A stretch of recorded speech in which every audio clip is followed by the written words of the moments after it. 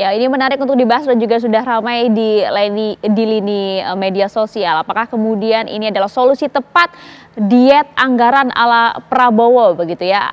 Work from anywhere atau bekerja dari mana saja menjadi solusi bagi ASN untuk bisa memangkas anggaran yang tak perlu. Lantas kemudian kementerian mana yang akan melakukan adanya wacana atau kebijakan tersebut? Kita akan bahas juga bersama dengan sejumlah narasumber. Kami sudah hadir bersama dengan saya saat ini, ada pengamat kebijakan publik, ada Mas Haryadin Mahardika. Selamat malam Mas Haryadin. Selamat malam Mbak Aya. Terima kasih sudah hadir bersama kami. Sama-sama. Dan juga sudah tersambung melalui sambungan Zoom ada Pak Johermansyah Johan, Guru Besar Institut Pemerintahan Dalam Negeri atau IPDN. Selamat malam.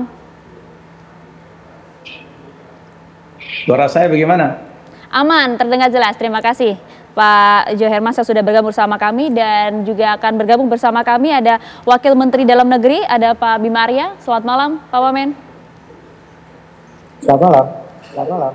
Ya, terima kasih sudah menyempatkan waktunya Pak Wamen di sela-sela kesibukannya. Terima kasih sudah bergabung bersama kami di Apa Kabar Indonesia Malam. Pak Wamen, kalau kita lihat nampaknya sedang berada di stasiun kereta, betul Pak Wamen? Iya betul. Waduh. Ke Jakarta. Luar biasa. Ini sekaligus melaksanakan perintah Presiden ya, efisiensi anggaran ya Pak Wamen? Ya, dari juga sesekali naik KRL kita nggak ada masalah. Kereta para rocker dan anak kereta angker ini tadi naik KRL sama-sama pulang ke Bogor.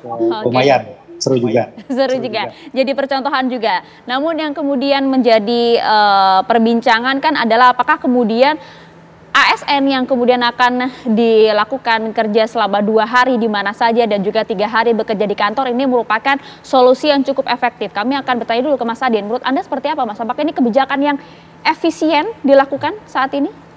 Oke, kalau saya pasti akan melihat dari sisi perspektif publik ya.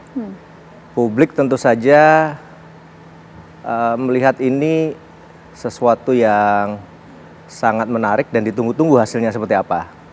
Kalau dari sisi efisiensi, saya yakin kalau dari sisi publik pasti setuju-setuju aja, karena ini tidak berdampak langsung kepada publik ya. Bahkan mungkin publik menanti apa sih langkah pemerintah yang baru yang dirasakan punya dampak langsung bagi misalnya efisiensi, pemberantasan korupsi misalnya, atau efektivitas birokrasi dan sebagainya. Tapi banyak yang nyinyir justru Mas, enak banget itu ASN kerjanya di rumah aja, nggak ada yang mantau gitu justru. Kalau menurut Anda seperti apa? Iya, nah itu nanti akan diuji ketika apakah level pelayanan publik yang selama ini dinikmati oleh publik ya, itu akan turun apa tidak gitu. Kalau ternyata ada penurunan dalam pelayanan publik, tentu saja publik yang tadinya menanti dan tertarik apa yang akan terjadi dengan kebijakan ini, tentu saja akan melihat kebijakan ini berdampak tidak baik kepada mereka. Tapi tentu saja tetap saya merasa bahwa tekanan sekarang atau ibaratnya pressure dan podium ada pada teman-teman di birokrasi, di ASN. Bagaimana menyikapi ini, dan tentu saja bagaimana tetap memberikan standar pelayanan terbaik meskipun terjadi efisiensi. Seperti itu. Anda melihat ini sebagai suatu keterpaksaan tadi yang Anda sampaikan? Iya, kalau saya melihat mungkin pemerintah Presiden Prabowo terpaksa ya. Kalau saya melihat dari sisi fiskal mungkin terpaksa harus melakukan ini sebagai bagian dari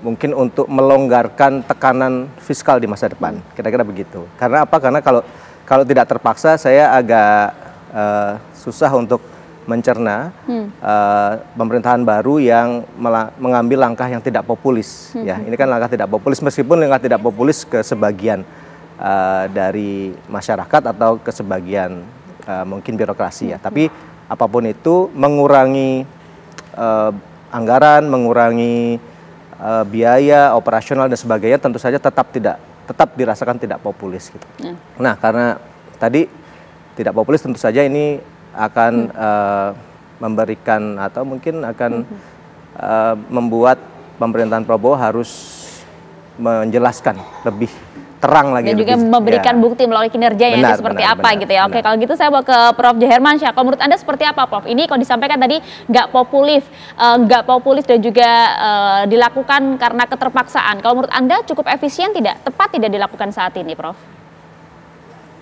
Ya kan begini, pemerintahan itu dinamis ya. Jadi kalau memang ada kendala-kendala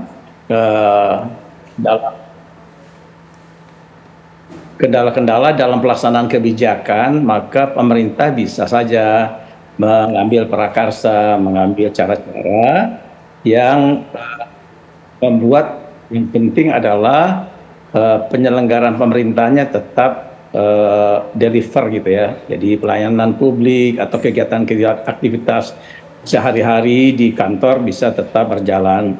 Nah, kita kan memang bukan baru sekarang mengalami model work from anywhere ini. Ya, kita COVID dulu sudah pernah.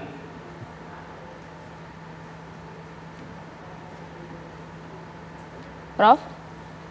Iya, ya. Prof. Kalau kita lihat pada saat COVID kan memang diharuskan memberlakukan WFH karena situasi dan juga kondisi yang ada. Tapi kalau saat ini kan tidak seperti itu gitu, Prof. Apakah ini juga cukup efisien? Karena ada juga beberapa kementerian yang justru sampaikan, oh mohon maaf kalau kementerian kami banyak bekerja di lapangan, tidak bisa kemudian menganut sistem yang sama dengan kementerian lain begitu.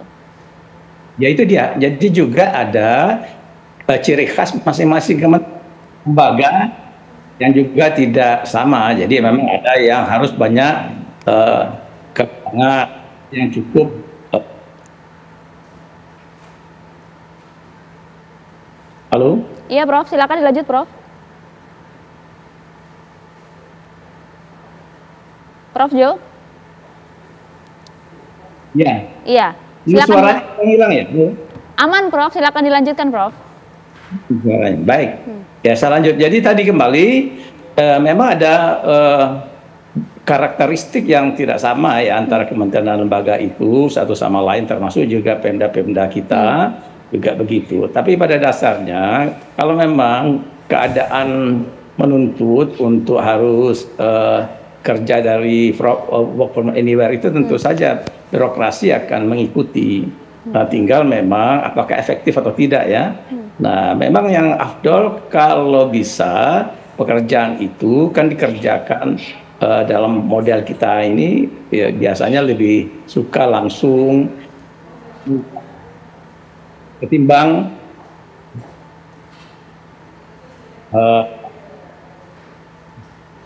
pakai digital, cara-cara teknologi ini. Oke, ya, Prof. Nampaknya kami mengalami gangguan komunikasi. Nanti coba kami perbaiki terlebih dahulu ya, Prof. Jo ya. Kalau gitu langsung ke Pak Bima Arya sudah bergabung sama kami. Oke, kami akan perbaiki juga komunikasi kami. Tadi disampaikan bahwa ini sebenarnya memang tidak semua kementerian bisa melakukan ini. Artinya kemudian sistem kebijakan ini kan tidak bisa dilakukan sama rata kan? Bagaimana kemudian bisa mengukur efisiensi dari setiap kementerian, Mas, kalau begitu? Kalau dari pendapat saya, di semua kementerian sebenarnya ada item-item ya atau aktivitas-aktivitas yang sama sebenarnya, yang bisa diefisienkan.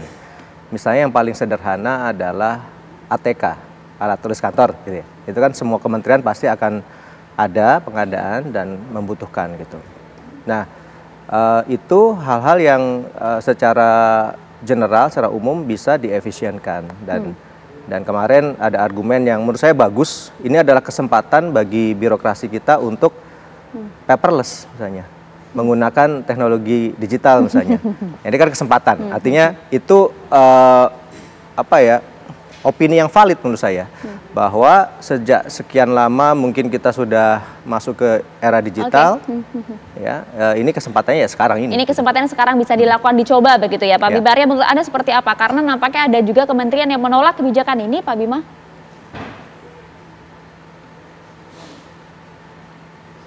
Pak Wamen. Ya Pak, kurang jelas. Gimana? Iya Pak Wamen, kebijakan ini apakah cukup efisien dilaksanakan saat ini? Karena juga ada beberapa kementerian, saya sebut saja Kementerian PU yang menyebutkan, wah kalau kemudian di kementerian kami tidak bisa, karena kami bekerja di lapangan, kami tidak bisa menganut sistem yang sama seperti itu.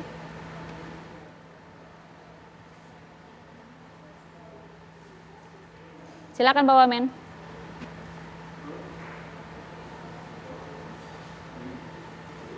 Ya, saya kira saat ini semua masih dalam proses rapat-rapat konsultasi sesuaikan dengan Kementerian Keuangan dan format APBN seperti apa, yang targetnya bukan hanya sebetulnya persoalan-persoalan efisiensi saja ya pemotongan, tetapi yang mandatori pelayanan publik yang utama pelayanan dasar itu harus terus berjalan. Jadi saya kira sekarang masih dalam fase itu, menyesuaikan antara mana yang dihemat dibuat lebih efektif efisien karena pemborosan, mana yang tetap harus jalan demi kegiatan-kegiatan sifatnya mandatori atau pelayanan dasar.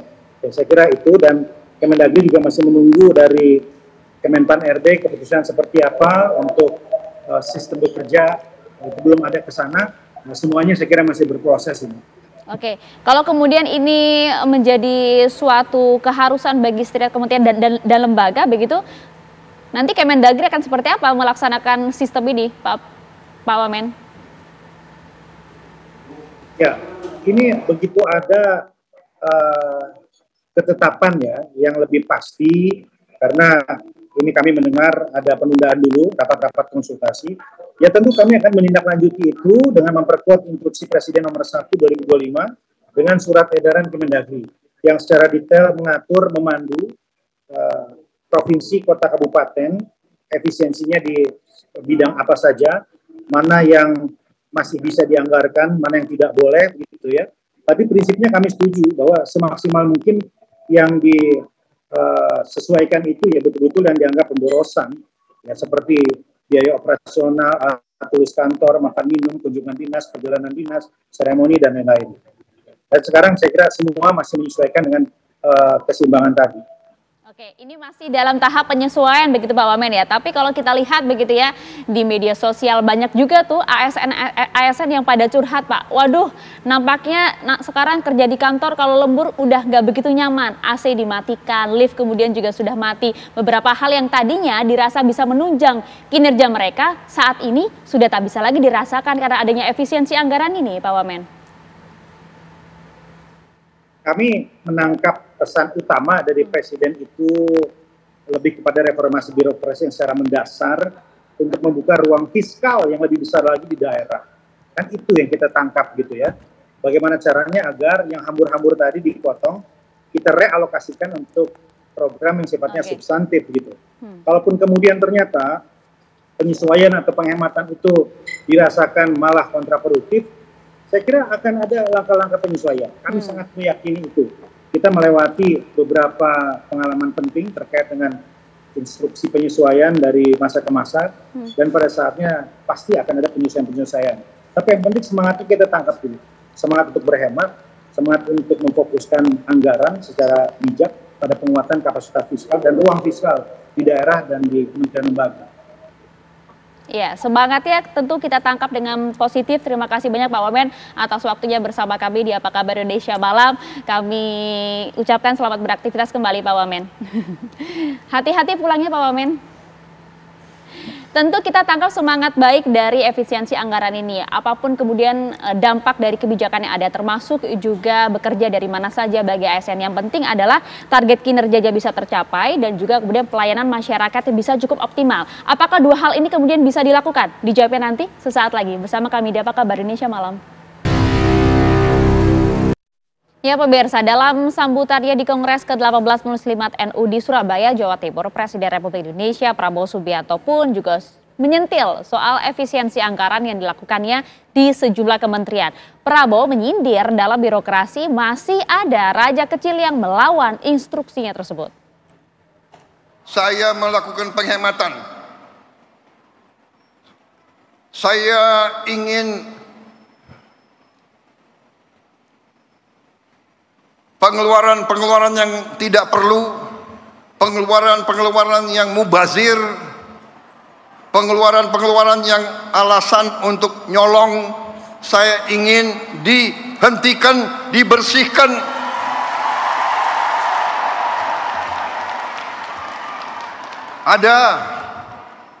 Ada yang melawan saya.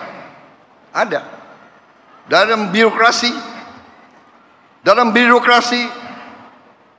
merasa sudah kebal hukum, merasa sudah menjadi raja kecil.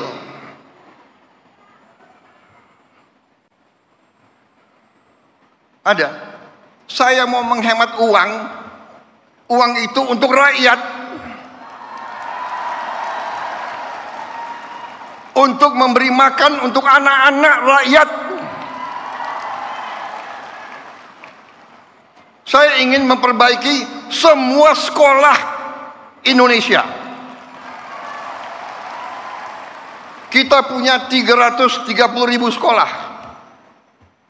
Ibu-ibu yang guru, angkat tangan. Ibu-ibu, benar nggak? Lihat sekolah-sekolah. Perlu diperbaiki atau tidak? Saya berapa hari ini lihat sekolah-sekolah.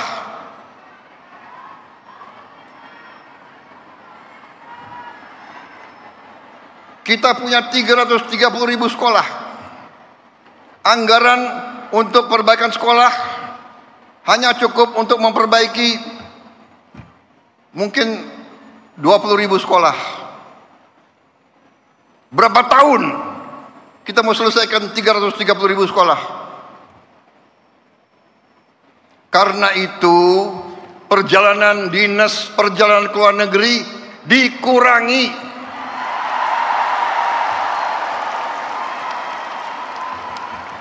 Kau boleh melawan Prabowo, tapi nanti kau lawan emak-emak itu semua itu.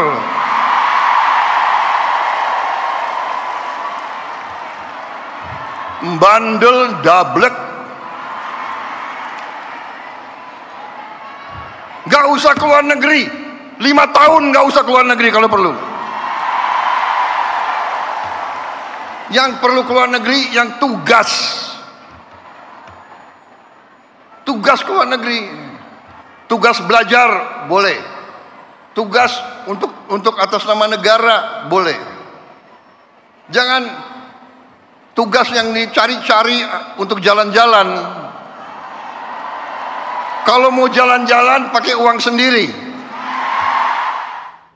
Itu tadi bagaimana pernyataan dari Presiden Prabowo yang cukup membuat emak-emak kemudian bertepuk tangan begitu ya, bahwa hasil efisiensi ditujukan untuk rakyat. Nampaknya Presiden Prabowo betul-betul serius mengurangi berbagai anggaran-anggaran yang tidak penting.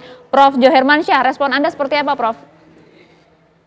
Gini, ini kan uang yang mau dipotong dipangkas itu sekitar 300-an triliun ya. 306 triliun. Nah itu yang bakal dipotong itu 16 bidang. Nah, meliputi kementerian, lembaga, dan ada juga yang dikecualikan, dan serta Pemda-Pemda. Nah, pertanyaannya adalah uang yang diperoleh itu nanti dari efisiensi untuk digunakan untuk apa? Nah, ini kan belum jelas betul ya. Ya, pemotongan anggarannya sudah dipatok dari atas. Itu juga jadi soal. Apakah betul-betul itu sudah sesuai dengan keadaan-keadaan yang sesungguhnya, terutama yang saya khawatirkan nanti pelayanan-pelayanan publik yang dimiliki oleh Pemda-Pemda dan kemudian oleh KL-KL itu, kalau itu juga dipangkas secara besar-besaran, itu akan mengganggu. Nah, tapi yang lebih penting lagi, barangkali ke publik memang harus diinformasikan lebih jelas. Kalau tadi kita singgung baru soal akan dipakai bangun sekolah. Betul. Nah, tapi orang menduga spekulasinya untuk MBG, ya, makanan bergizi gratis itu. Tapi apalagi, nah ini yang harus juga terang benderang dikeluarkan oleh Presiden, rinciannya nanti kalau memang sudah kebijakan itu sudah betul-betul settle, dipangkas sekian, ditetapkan, kemudian akan digunakan untuk keperluan yang tadi untuk rakyat, ya. Tetapi juga jangan sampai pelayanan-pelayanan dasar yang juga untuk rakyat menjadi terganggu. Ya. Nah, itu komentar saya yang pertama ya. Okay. Kalau soal birokrasi melawan politisi itu udah sering terjadi di mana-mana juga ada kasus-kasus begitu, ada konflik ya antara birokrasi dan politisi kita. Terutama kalau ada kebijakan drastis, maka birokrasi tentu terganggu zona kenyamanannya. Oke, nah kalau Begitu. begitu artinya Anda melihat ini sebenarnya yang tadi dimaksud oleh Presiden Prabowo ada raja kecil yang melawan begitu. Ini memang karena instruksinya sulit untuk kemudian dijalankan, ada perlawanan di sana, atau memang ada yang ingin bermain di dalam ini, Prof? Ya ini ada memang yang menganggap ini bagian-bagian yang dipangkas ini terlalu keras ya untuk kepentingan aktivitas program kegiatan dari birokrasinya. Nah, sehingga mereka menjadi tidak bisa lagi kerja. Lalu cuma sekian bulan kerja, lalu kemudian juga tadi ya ada sampai mulai tidak mau lagi lembur ya, pulang cepat ya, untuk menurunkan semangat atau kinerja. Tapi juga mungkin saja ada yang kepentingan-kepentingan tertentu, misalnya kalau proyek-proyek besar ya, fisik terutama di birokrasi itu kita tahu lah itu kan banyak potensi penyimpangan. Nah, boleh saja ini bagian dari perlawanan. Jadi kategorinya ada yang mungkin perlawanan, tetapi ada juga memang adalah untuk menjaga pelayanan publik, berjalannya gerak organisasi secara standar ya, standar yang patut gitu ya. Nah, itu juga mungkin. Nah, dalam hal ini mungkin yang pertama itu yang mungkin menjadi tantangannya. Tapi kalau yang kedua ya saya kira harus dilihat dalam-dalam karena takutnya nanti memang ada betul-betul pelayanan publik yang menjadi macet ya. Misalnya pelayanan honorer kalau dia tidak lagi digaji, honorer di bidang misalnya terkait penjaga waduk-waduk ya, irigasi atau damkar kalau di kota-kota. Nah, itu kan pelayanan publiknya menjadi terganggu karena kebanyakan mereka memang masih berstatus orang-orang pegawai honorer begitu, Mbak Maria. Oke, itu cukup menarik ya dari Prof. Johar Mansyah. Tapi menurut Anda seperti apa, Mas Adin? Apakah seriusnya Presiden Prabowo untuk memangkas anggaran-anggaran yang tidak efisien begitu ya, dengan salah satunya adalah memberlakukan sistem work from anywhere bagi ASN, ini salah satu yang tepat tidak, atau justru malah jadinya inefisiensi? Sekali lagi saya perspektif publik ya, saya anggap ini tepat. Kalau perspektif publik nih ya, saya sebagai pengamat kebijakan publik mencoba untuk melihat secara publik ini bagaimana. Menurut saya ini tepat, karena apa? Karena sebenarnya kita juga sudah memberi kesempatan kepada birokrasi kita dengan selama ini ya mungkin 20 tahun, 10 tahun ke belakang gitu ya. Kita sudah memberi kesempatan, kita sudah memberikan fasilitas gitu ya.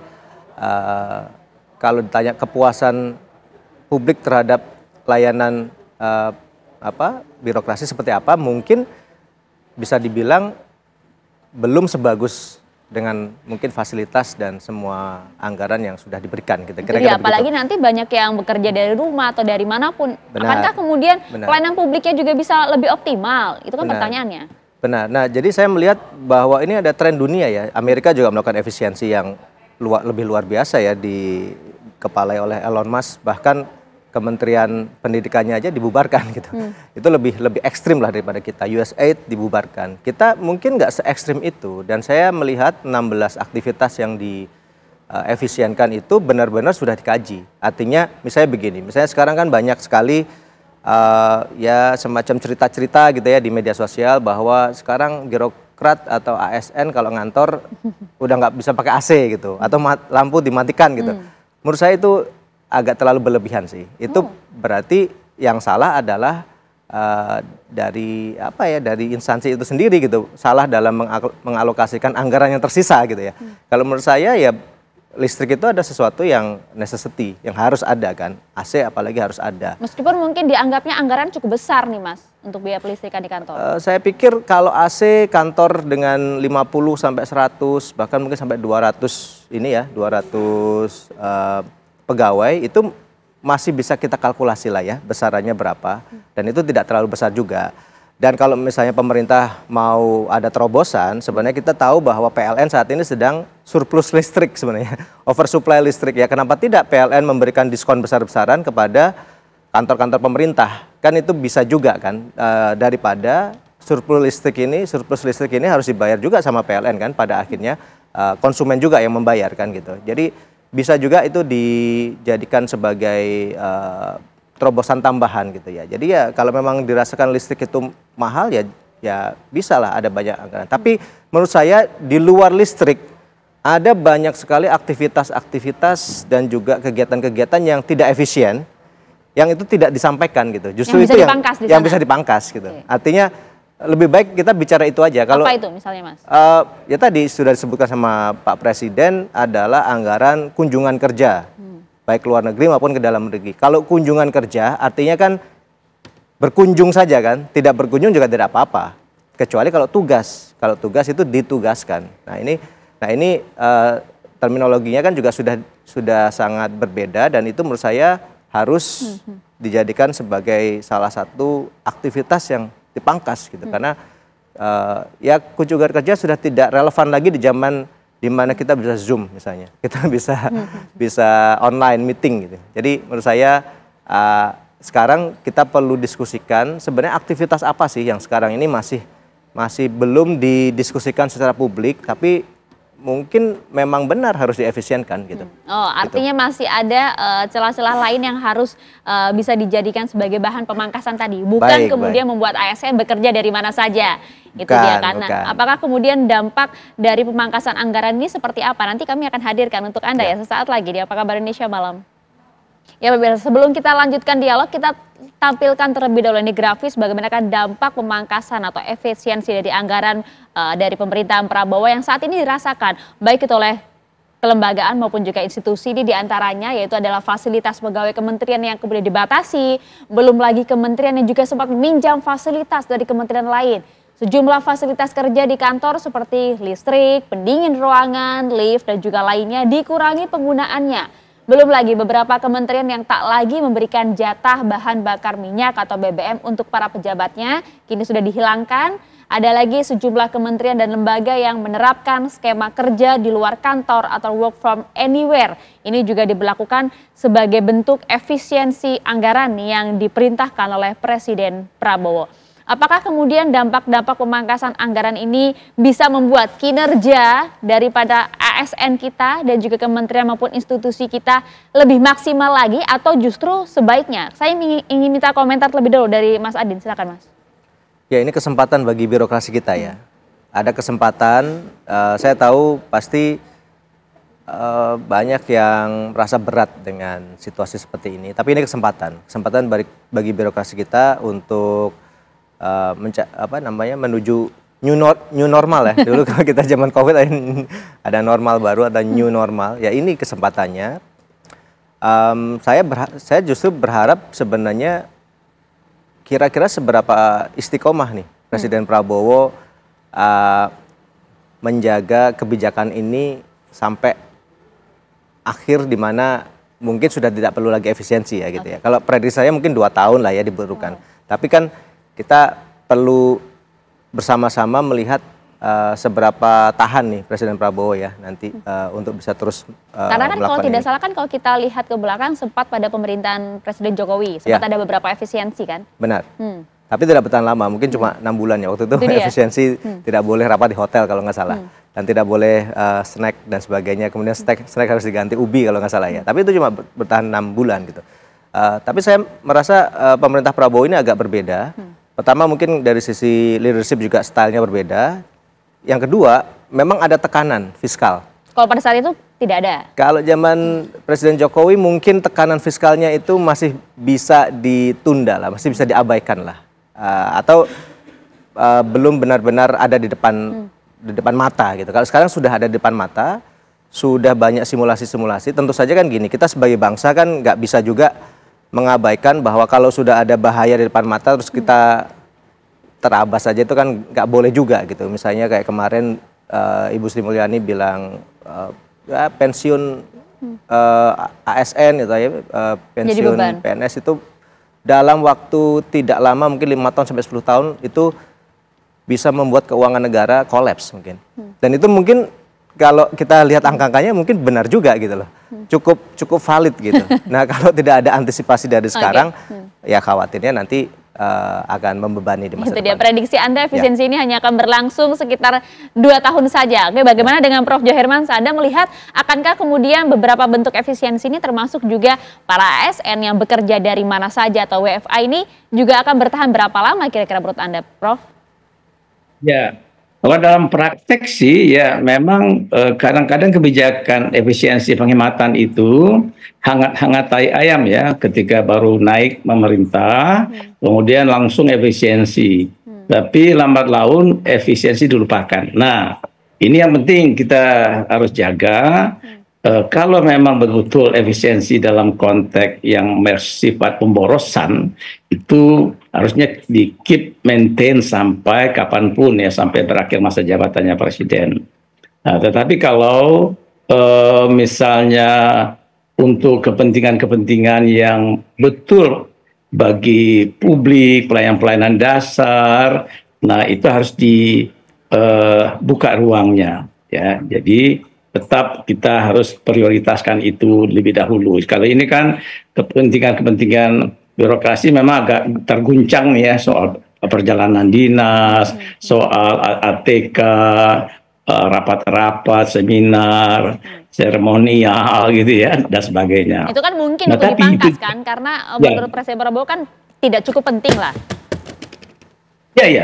Ya itu dia. Tapi kan harus tetap di-maintain nih, sebab kalau tidak kita bisa banyak menyaksikan inkonsistensi kebijakan itu.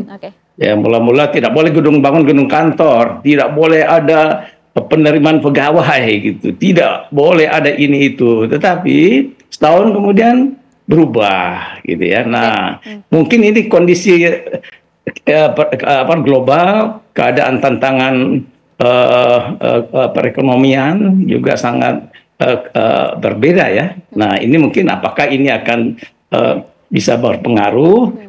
Menurut saya mungkin bisa ya. Jadi akan berpengaruh, pendapatan kita bisa menurun negara ya. Terus kemudian utang kita juga banyak yang harus dibayar dan sulit mencari tambahan utang dan sebagainya. Jadi kencangkan ikat pinggangnya birokrasi, tapi juga politisi mestinya beri contoh teladan. Jadi kalau misalnya nggak seremonial, politisi juga jangan main seremonial.